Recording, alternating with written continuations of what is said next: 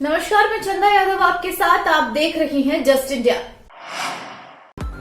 खबरों के प्रायोजक हैं एशियन कलर कोटेड इस्पात लिमिटेड। आपका विश्वास हमारी पहचान। मेडिफिर international taken a step to keep you safe from corona virus. रंज किया showroom in Rohtak and Bahadurgarh. Showroom पर आएं, टेस्ट ड्राइव लें और गाड़ी बुक करें।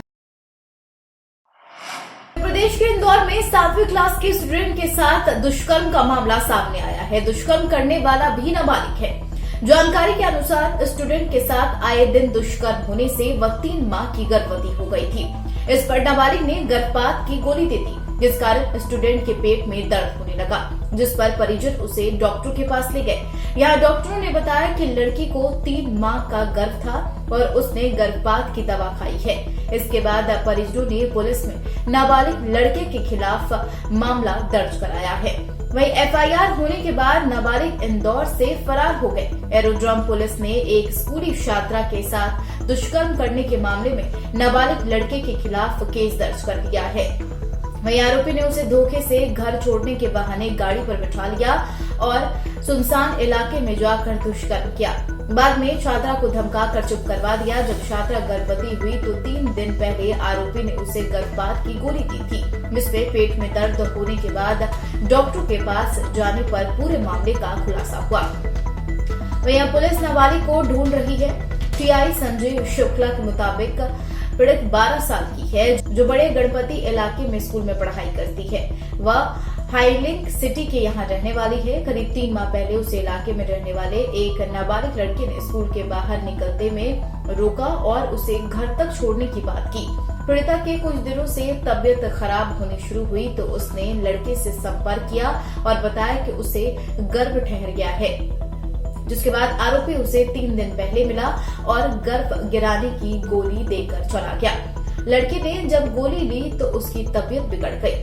वहीं परिवार के लोग उसे अस्पताल ले गए, जहां डॉक्टर ने चेकअप के बाद परिवार को बताया कि उसे 3 माह का गर्भ है, जिसमें परिवार को पूरे घटना की जानकारी सामने आई है।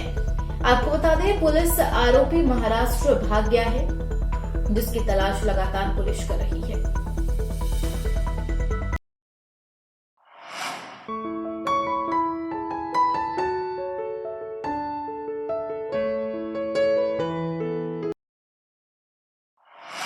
किसान आंदोलन के आगे 14 महीने बाद मोदी सरकार झुक गई, लेकिन सीधे किसान नेताओं को क्रेडिट नहीं मिला।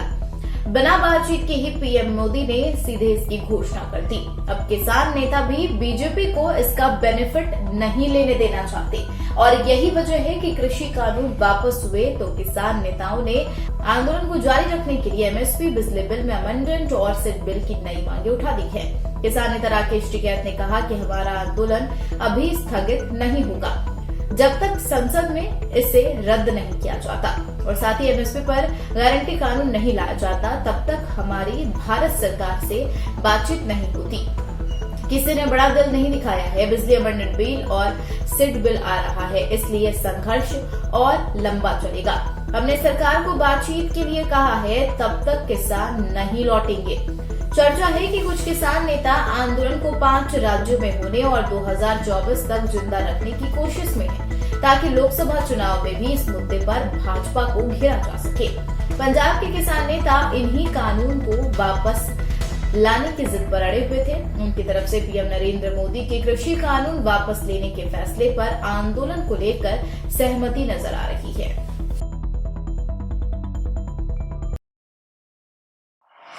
रोहतक में मॉडल टाउन स्थित टाउन सेंटर मॉल में रुद्राक्ष हेल्थ केयर सेंटर का आज शुभारंभ हुआ है। इस मौके पर मुख्य अतिथि दिलावर सिंह ठेकेदार ने रिबन काटकर हेल्थ केयर का शुभारंभ किया है। हेल्थ केयर में हवन पूजन का कार्यक्रम भी रखा गया। आपको बता दें, हेल्थ केयर के संचालक संतोष कुमार शाह और साथी रॉबिन सिंह ने बताया कि रुद्राक्ष हेल्थ केयर के माध्यम से शुगर की गंभीर बीमारियों का इलाज संभव हो सकेगा। उन्होंने बताया है कि इलाज में मेडिसिन का इस्तेमाल नहीं किया जाएगा। यह इलाज भारतीय पुरानी पद्धति एक्यूप्रेशर थेरेपी पर आधारित है। इस मौके पर तमाम गणमान्य लोग उपस्थित थे। हमने जो निकाला है ये 5000 ईयर ओल्ड थेरेपी है, जिसे चाइनीज थेरेपी भी कहते हैं हम लोग।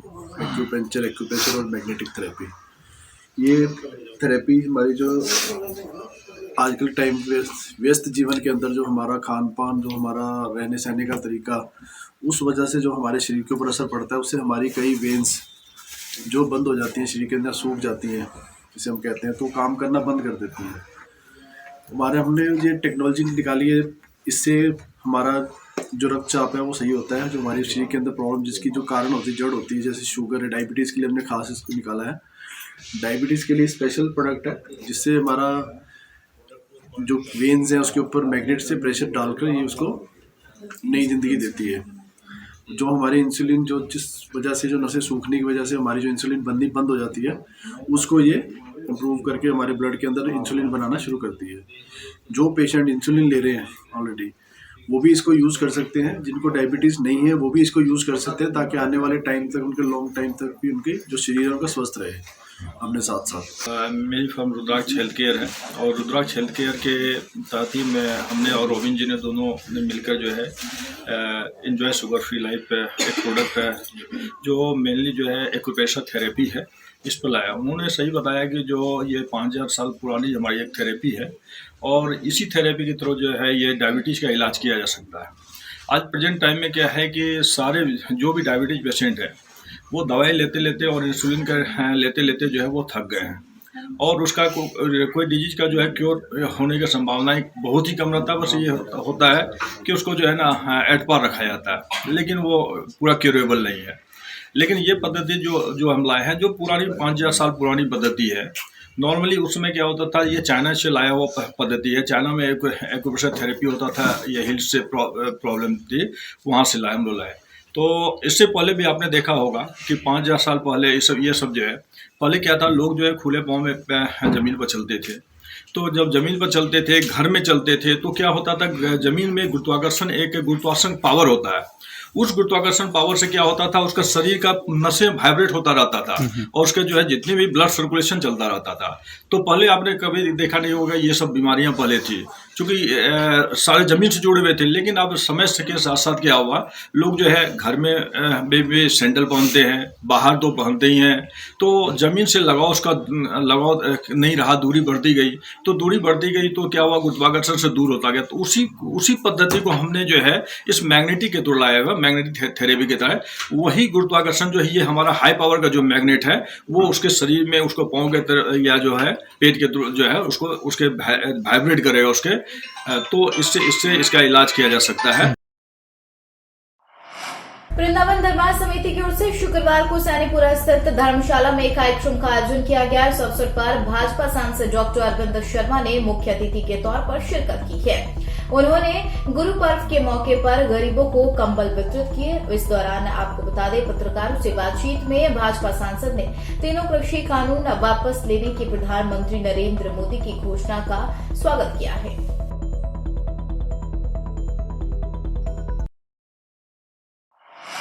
किसानों के सामने आखिर बीजेपी सरकार झुकने पर मजबूर हो गई। गुरु पर्व के मौके पर मोदी सरकार ने तीनों कृषि कानून वापस लेते हुए किसानों को बड़ा तोहफा दिया है, जिसके बाद टोल प्लाजा पर बैठे किसानों में खुशी की लहर है। लेकिन किसानों का कहना है कि जब तक हमें लिखित में और संसद में कृषि कानून रद्द नहीं किए जाते, तब तक हम पीछे नहीं हटने वाली हैं। वहीं किसान नेता राजू मगडोली ने मीडिया से बातचीत करते हुए कहा है कि आखिरकार मोदी सरकार कोमा से बाहर आ चुकी है और अब उन्हें दवा की जरूरत है।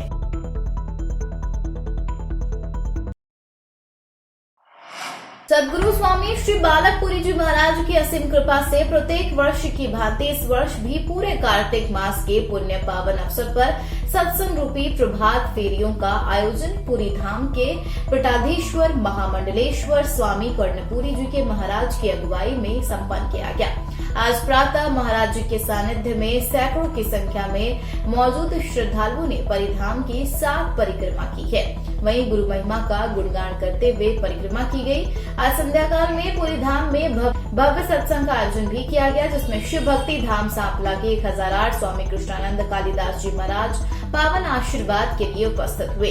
इस अवसर पर महाराज ने सभी को अपना आशीर्वाद देते हुए सभी की दीर्घायु और उत्तम स्वास्थ्य की मंगल कामना की है। वहीं इस अवसर पर विशाल भंडारे का आयोजन भी किया गया। इस अवसर पर पूरा परिधाम परिवार एवं भक्तजन मौजूद रहे।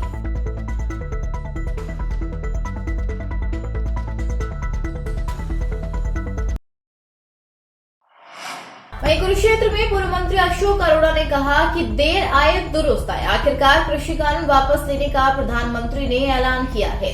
दरअसल आपको बता दें, आज देश के प्रधानमंत्री ने 3 कृषि कानून को वापस लेने का ऐलान कर दिया। इस मुद्दे को लेकर कांग्रेस के वरिष्ठ नेता व पूर्व मंत्री अशोक अरोड़ा ने कहा कि आखिरकार देर आए दुरुस्त आए। कभी किसान आंदोलन को आंदोलनकारी तो कभी खालिस्तान बताया गया और इस आंदोलन में तो कई किसान भी देश दुनिया को छोड़कर चले गए। उन्होंने कहा अब आखिरकार किसान क्या फैसला लेते हैं यह देखने वाला वक्त बताएगा। फिलहाल देर आए दुरुस्त आए, कृषि कानून को वापस लेने का किया ऐलान। पूर्व मंत्री अशोक अरोड़ा ने आगे कहा कि हम उन किसानों को नमन करते हैं जिन किसानों ने इस आंदोलन के लिए अपनी शहादत दी है, जिन्होंने लगातार आंधी तूफान बरसात की परवाह न करते हुए अपने घर से दूर रहकर लंबी लड़ाई लड़ी और आखिरकार संघर्ष की जीत हुई। अपने बलबूते पर किसानों ने अपना हाथ लिया है और केंद्र की सरकार तुरंत प्रभाव से एमएसपी पर भी कानून बनाए। उन्होंने कहा ताकि किसान अपने आप फसल बेचने जाए और अपने आप को सुरक्षित महसूस करे। जब तक एमएसपी पर कानून नहीं बनता, किसान सुरक्षित नहीं है। उन्होंने आगे कहा 1 साल में ना जाने कितने किसानों के सिर फूटे, कितने देश दुनिया को छोड़कर चले गए और कितनों का घर बर्बाद हो गया। अब सरकार को जल्द से जल्द बाकी बातों में भी किसान की माननी चाहिए। आज किसान की जीत हुई है। सर क्या बताएंगे, आज देश के प्रधानमंत्री ने ऐलान किया कृषि कानून वापस लेने के लिए। देखिए, सबसे पहले तो हम नमन करते हैं उन किसानों को जो लगभग 700 लोगों ने अपनी शहादत देके इस आंदोलन को मजबूत किया। दूसरा, उन सभी साथियों का जिन्होंने लगातार 1 साल तक ठंड, गर्मी, बरसात की परवाह न करते हुए सड़कों में बैठकर अपने हक के लिए लड़ाई लड़ी और आखिर में अहंकार की हार हुई, संघर्ष की जीत हुई और आज संघर्ष के बलबूते पे किसानों ने अपना हक लिया है और अब भी। इसी के साथ इस खास बुलेटिन में आज के लिए फिलहाल इतना ही। और भी खबरों के लिए आप बने रहिए जस्ट इंडिया के साथ। नमस्कार।